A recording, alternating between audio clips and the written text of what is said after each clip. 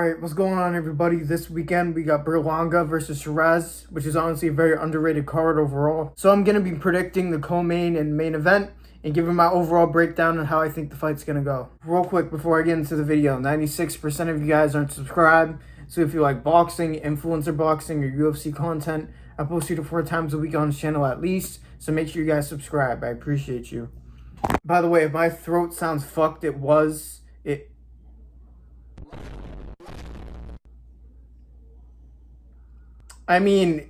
is. No diddy, holy shit. Gosh, I'm sick today, so I apologize if the energy's off. but I'm powering through it anyways. No diddy. I gotta chill out though, because if Julie Polka thinks that I'm fruity, I won't be able to wipe that up, so I gotta be at my best behavior. But anyways, if you guys are new to the channel, first of all, that's a great first impression I just gave you. Second of all, I don't predict all the fights if I'm not sure about them.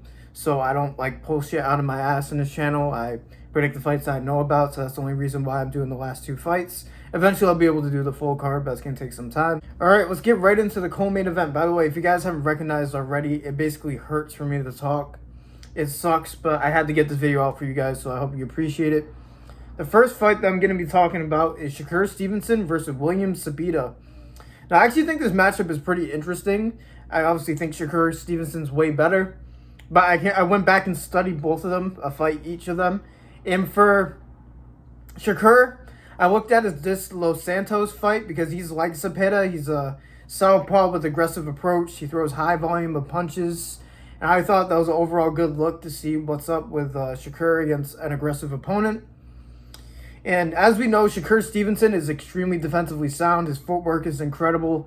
He's able to get off the shots that he wants to get off and get out of there very easily. That's why he's able to outscore his opponents while being called a boring fighter and still able to win all his fights. Now, people wonder why people don't just go at Shakur like recklessly. It's because Shakur has a very elite jab and he keeps you at bay with it because it will sting you. It's a very sneaky, powerful jab. And he will frustrate you. And whenever you got him against the ropes, he'll just clinch and reset. And here's the thing, I do at the same time, I know this is going to be a contradiction, but it is true. I feel like the only way you can beat Shakur is just throwing caution to the wind and just not fearing his power. Even though he has sneaky power, Zepeda seems to not care. He always walks through punches, which has gotten him dropped in the past before. But his punch output and his gas tank might make this fight very interesting. It just really depends what kind of Shakur Stevenson we get that night, but Zepeda has elite body work. He will work you all day, no diddy. There's going to probably be 10 no diddies in this video, I feel like, already. And he's going to push the pace. And Stevenson doesn't necessarily like to be moved backwards, even though he is defensive. He likes to control the fight while also being defensively sound. That's why people think his fights are so boring, because the opponents don't chase him as much as you think they should. And then Shakur would just land like 10 punches and they land 4. But hopefully this fight will be a little bit different. I think that Zepeda will bring it to him and not care about what's coming back at him. So I think off rip, this will be a very nice paced fight. And Shakur will be forced to fight in this fight, I believe. For Zepeda, I studied the 2 Farmer fights that happened because they were very good fights. And even though Farmer throws a lot more than Shakur, they are pretty similar on how they fight. They were both very defensively sound southpaws. So I feel like that was a good look to look at. And they were close fights. And obviously Shakur is a lot better than Farmer, so it's one of those things. I think Zepeda is really going to make Shakur look good in this fight because it's going to really force Shakur to be on his defensive mode and to counter more often than he does. And he has very sneaky power in his counter shots, so there is a chance if Zepeda is a little too not worried about Shakur's power, maybe he could drop him because he's been dropped before by Farmer, and who knows, if it's a perfect shot, anybody can go down. So key to victory for Shakur, I would say just circle around and do your thing and just throw enough where he's not pushing you back the entire time, but that's what he does best. So I feel like this fits into his game plan pretty well. Shakur just needs to be Shakur in this fight. And if you're Zepeda, game plan is fuck it. Just go at him. In my opinion, you need to be able to cut off the ring. Obviously, it's going to be very hard versus Shakur. Just let your hands go. If he dodges, just keep throwing. Just keep throwing. Throw 5-piece combinations, 10-piece combinations, all that, because that's the only way he's going to win this fight. He just needs to go for it. More than Padley did in their fight. He just needs to go for it. Yeah, man, I feel like this matchup is pretty simple on paper, but I think it'll be a very good fight. Let me know if you guys agree.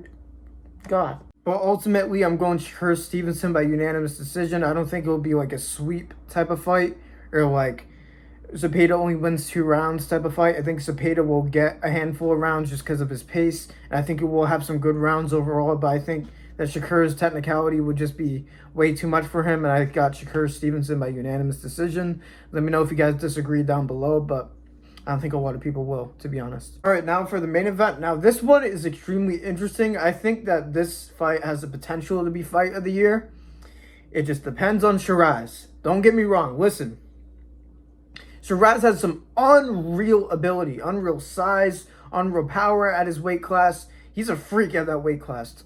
That's why his last performance was so criminal. Against Adames, he looked like a shell of himself. All he wanted to do was throw out his jab and move. He was moving like Shakur out there when he is one of the most dangerous boxers on the planet right now, I feel like, at his full potential. That's why instead of rewatching the Adames fight to study for Sheeraz, I refuse to rewatch that fight. It was one of the most disappointing fights ever because I hyped up Sheeraz so much going into that fight. And I almost want to in this one too because whenever Sheeraz lets his hands go, he is so powerful. His jab can knock people down alone. It's unreal. And then when he throws that right hand behind it, all he needs is a 1-2 and he can knock people out. So that's why that last fight was so frustrating. I refused to watch that fight. So I studied the Tyler Denny fight instead because he won by unanimous decision. Actually, no, he didn't. He knocked him out. What the hell is this saying? He knocked him out early, and Denny was trying to put it on him, but when Sheeraz throws, you can't get past his jab, and then when he throws behind it, it's just dangerous. So that's why this fight is so interesting, because Berlanga is a straight brawler. He will come at you with that Mexican style all day, and he's been, all fight week, he's been going crazy on Oscar De La Hoya, Sheeraz, all of that. He's been tweaking out all week. I love that energy, because we just know he's coming in with that energy this fight. So if we get the right Sheeraz, he might run right into Sheeraz's game plan. It really depends. I know that early in the fight, they're probably going to feel each other out. I'm not going to be tweaking the first 3 rounds of Sheeraz and throwing. But it can't be all 10 or 12 like it was in the Adames fight, because Berlanga will work him. He will work him way more than Adames did. He will just go for it. He doesn't care. And here's the thing with Berlanga. He will get stung because of it. He gets stung all the time. He gets wobbled. So this is very interesting to me. Just because of Berlanga's chin, he's tough, but he just gets wobbled often. It's like Devin Haney. He gets wobbled. If he comes at Sheeraz and Sheeraz is throwing, it will be an entire different fight. I'll tell you that right now, because I will say Berlanga's probably going to work the body. He has very good body work. He has a nasty left hook. He will do all that with Sheeraz. I have no doubt about it. He's just got to be tight with it. If not, Sheeraz can catch him with that straight right at any point in the fight when he's closing the distance. But will Sheeraz throw? That is the main factor in this fight. Now, I'm trying to, if you get stung by Sheeraz, he will throw in combination and you're basically done for. Because he will switch stances to throw certain punches. You'll do all that. He is an absolute killer at his best. That's why in his last fight, I'm like, damn, he's going to smoke Adames. And somehow he got the decision. It was an awful fight. But could it end up playing similar to the Adames fight? I could definitely see it, but at the same time, he can't do it. He can't do it. He needs to redeem himself. And if I'm banking on that, I'm starting to think that Sheeraz wins this fight. I'm not going to lie to you. The only thing holding me back is Adames was the best fighter that Sheeraz fought at that point, and he shit the bed. So Berlanga's even better than him. So this is very interesting, but there is no way he doesn't know. He deactivated his Instagram because of the backlash of his last fight. All of that. So there's no way he doesn't know. He's got to come with a different game plan. And if it's the right Sheeraz, I'm definitely going to pick him, because Berlanga's just too wild. He just is. So if it's the right Sheeraz, I think he's the most dangerous in boxing just because of his size and frame at the division. His power is unreal. He's dropping people with jabs. A 1-2 is basically like Thanos throwing a 1-2 at you, it feels like. With that length, you shouldn't have that much power, so I'm going to go Sheeraz here. I am. You better not get me. I swear, Sheeraz, if you do this to me again, if you go in there and throw like 10 punches every round again, I swear, you are one of the most talented boxers on the planet. Use it. Please. I'm going to pick you by, let's say, I'm going to go either rounds 8 through 10. Rounds 8 through 10, I'm going to say round 9 finish for Sheeraz. I think he's going to TKO Berlanga at some point. I think he's going to sting him and do one of those long combinations and finish him in round 9.